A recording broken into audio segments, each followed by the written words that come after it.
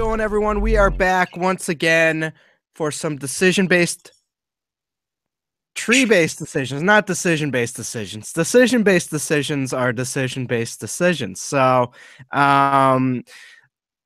every week we kind of take a quick look at, where your starting points of DFS strategy should be. And how's it going, Renee? It's going good. Yeah, and That's not good. necessarily where your DFS starting points should be, but some interesting options to start with. I think, just looking at it from a little bit different perspective and seeing how that makes your lineup shape up. Once again, I have such a good time writing this article. I really enjoy it. Good. So I guess that's the less forceful way of saying it, but I'm trying to be the controlling girlfriend and say, you have to start here. Start here. First one you pointed to is sort of some value quarterbacks on DraftKings, Joe Flacco and Dak Prescott. What are you seeing there? Yeah, I think we've done really well starting with some expensive quarterbacks so far this season, and using Drew Brees, Cam Newton, Aaron Rodgers as starting points. But I really am interested in the value this week, and to me, Dak Prescott is a good option. He's getting a little bit better each week. I see him taking a few more chances each week.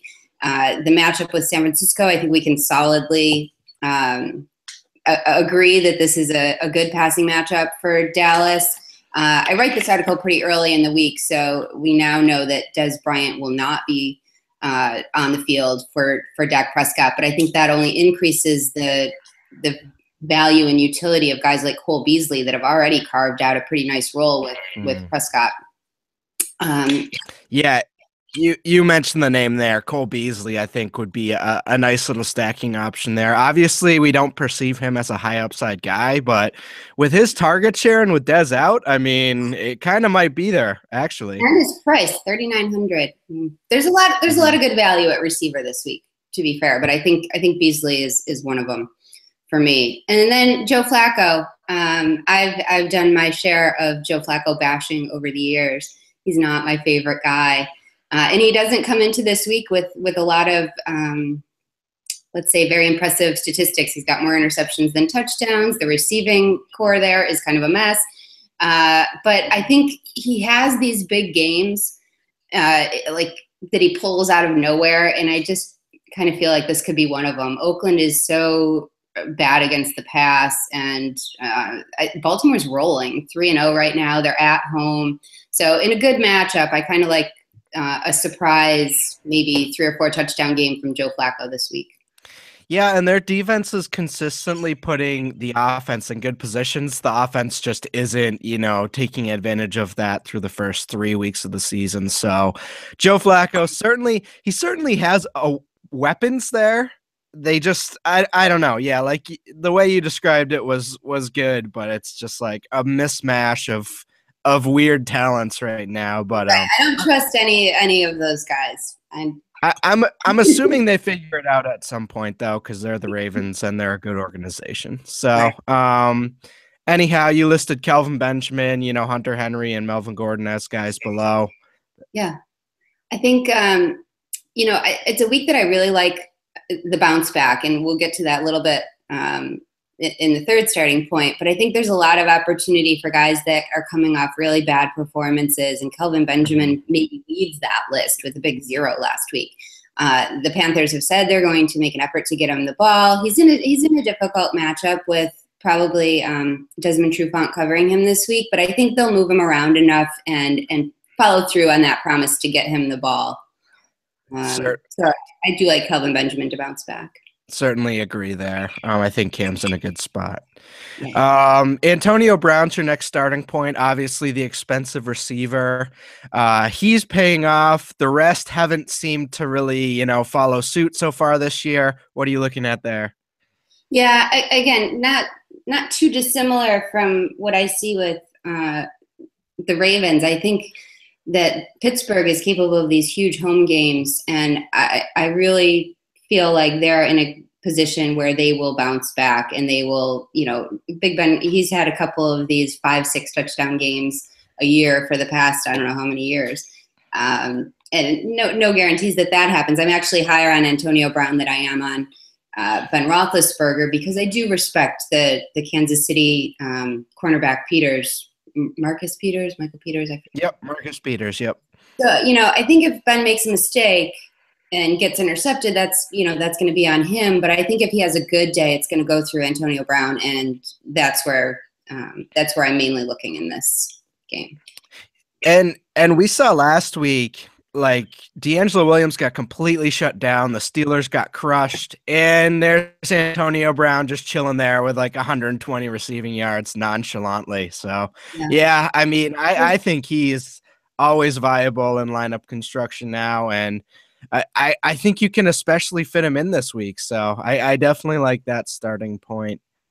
Is there anyone you like matching him with? Yeah, so I think that when you go with the most expensive player at a position, you're going to have to scrounge around for some value. My favorite place to go for value this week is the Chicago Bears. We saw Brian Hoyer throw for over 300 yards and 2 touchdowns last week, and it didn't look that good. If you were watching the game, it didn't look great. He fumbled a couple times, and it wasn't the cleanest game, but that production is undeniable. And this week they go to Detroit, where the Lions they host Detroit, where the Lions have a good run defense, but have allowed 10 passing touchdowns so far this season. And 5 of those have gone to tight ends, incidentally. So I kind of like the Hoyer-Zach Miller combination, which will save you a ton of money and allow you to do some interesting things like pay up for Greg Olsen on a week when a lot of people are looking at cheap tight ends like Hunter Henry. I have a couple of DraftKings lineups where I'm going with a tight end in the flex, and that is to kind of balance that Hunter Henry, Zach Miller low end value with the volume and talent of somebody like Jordan Reed or Greg Olsen. Yeah, I'm so with you on the either paying. I'm either looking to get Greg Olsen or Jordan Reed, or I'm cool. You know what? Zach Miller, I'll take you for 2,700. That's perfectly acceptable. We seem to like him, and Detroit has a weakness there, so I think it's incredible. Last one here, LeGarrette Blount, the last week before Tom Brady's epic return from Italy, I guess, or wherever he is. At 7,500 on sunbathing nude this morning on LeGarrette Blount. He's just been dominant through the first 3 games of the year, kind of just like the Patriots' way of just running the ball and out game planning the other team. So he's your starting point for the third one here. What are you looking at? Yeah, he leads the league in rushing attempts and rushing yards. He's tied for the league with 4 touchdowns. There's some questions at quarterback. Not that I have any doubts in Bill Belichick's ability to wring something out of the position like he has every game so far. But I think their game plan really, I mean, we've said in the past so many times the Patriots' run game is hard to predict, and I just don't think it can be right now. They have to rely on Blount, and the volume should be there. Buffalo's defense is a little bit bipolar, like can be very good, can be very bad. And I think traveling to New England gives me a little bit more confidence in using somebody like Blount against them. I certainly agree. And I'd say the 2 prior years have conditioned me to think, okay, the Bills are pretty good. But then, they're just so erratic over the last, year of games, I'd say. If you take that 16-game sample, they're not really that dominant run defense that they kind of were for a little while there. So, yeah, I'm with you. I'm cool with firing away with him once again. Is there anyone you're trying to match him with? I mean, you can go a lot of ways there. His price is pretty reasonable on FanDuel, but it's really reasonable on DraftKings. He's only $5,000, and I try to mix these starting points up between the sites. But the principles, I think, can be switched around. So right. So there's so many different ways you could go here. A couple that I like, or that I want to kind of highlight here while I have the platform. Adam Humphries on Tampa Bay has seen his target share increase dramatically over the last 3 weeks, from 5 in week 1 to 8 in week 2 to 12 in week 3. And although this is a really difficult matchup with a good Denver secondary, I think they're going to focus on shutting down Mike Evans. I don't know what they're going to do with Vincent Jackson. He might not require coverage at this point. But I think that could open up some opportunity, some continued opportunity for Adam Humphries and Winston. He's really cheap too. I don't necessarily want to use him in DFS this week, but he's leading the league in pass attempts, which is probably surprising, and tied for the league lead with 8 touchdowns. So the passing volume in Tampa Bay is there, and I think Humphries could be a big beneficiary of it this week. He's minimum price receiver. I certainly agree with that. And you kind of look at Humphries, we kind of look at the target increase and the production increase, and then they play Carolina. And I think a lot of people are going to be, off them because of that. But if anything, I don't think that's a horrible matchup for him individually, because if they get crushed, okay, they get crushed. They're going to be dumping it off to him, regardless of game flow. So I actually think he's a pretty intriguing play. And as you mentioned, minimum price on DK. So yeah, I'm with you. And the other team situation I want to highlight is Arizona, because I do think, I liked him last week. We talked about him. They certainly let everyone down, but I do think that Carson Palmer, Larry Fitzgerald, and even John Brown, who I think could be really sneaky tournament play, all come up big this weekend with a bounce back game. It's a great bounce back weekend. I like weird, comeback kid lineup. You're like a motivator this week. You're ready for all the people to make strong comebacks. I like it. Yeah, no, especially Fitz in that slot matchup. I think he's got a really good chance. And I mean, Carson Palmer, that's not who Carson Palmer is. He doesn't throw 4 interceptions. That was just a weird road game, and sometimes weird games just happen. So I'm certainly going back to at least Fitz. I think you can definitely stack there as well. The Rams are my team, and they're pretty pathetic. So that's how that goes.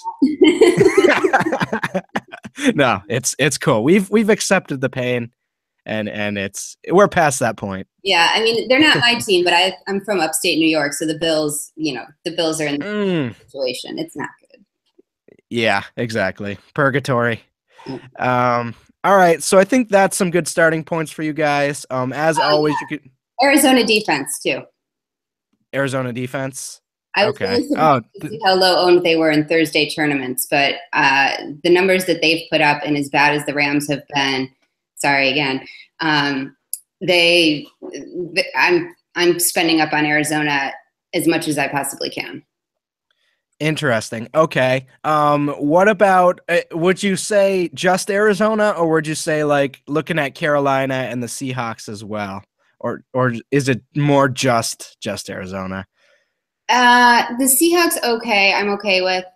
If you need to save even the Jets, I think the total is low on that game. I think both offenses are going to struggle, so I don't think either defense is going to really hurt your lineup. The Ravens probably fall into that category too. But the Panthers, I'm a little scared of the total on this game and the way that Matt Ryan has been playing so far this year. So, and the 2 running backs. I mean, I think that there's a lot of weapons in Atlanta right now, so I'm less enthusiastic about paying up for Carolina this week. Gotcha. Okay, well, I guess I missed the last decision point there, but hopefully you didn't. As always, check this article out on the site at dailyfantasycafe.com. If you like what we're doing on these videos, give us a like and subscribe to the channel. And as always, good luck, and we will see you guys in week 5. Have a great week.